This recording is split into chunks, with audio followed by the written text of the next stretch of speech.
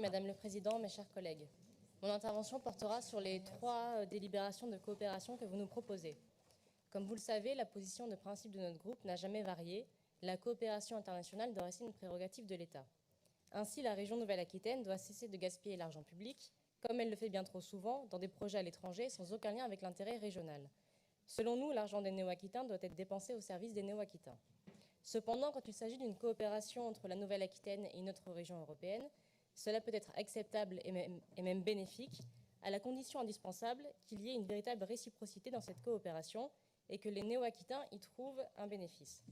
Alors oui, nous sommes favorables à des échanges universitaires entre étudiants et chercheurs, à une coopération économique, scientifique, maritime, agricole et culturelle avec la Galice, le Hand-de-Hesse et l'Émilie-Romagne, si ces échanges sont réellement bénéfiques pour notre région et si les projets financés présentent un intérêt suffisant.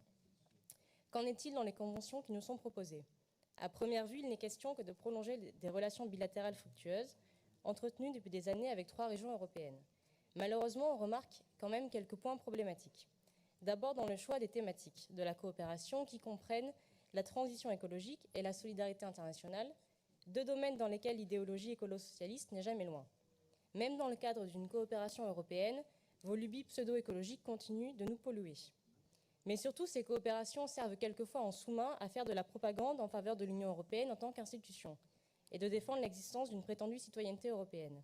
Si nous défendons bien évidemment l'existence d'une civilisation européenne, nous n'acceptons pas que ces coopérations régionales fassent une promotion purement mensongère de l'Union européenne, alors que celle-ci montre chaque jour son inefficacité.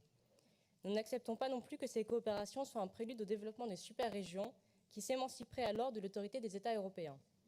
Pour ces raisons, nous nous abstiendrons sur ces 3 délibérations de coopération européenne et nous gardons la liberté de choisir en commission permanente les dossiers que nous trouvons intéressants. J'en profite également pour vous signaler que nous nous abstiendrons sur la coopération avec le Québec, la délibération 22.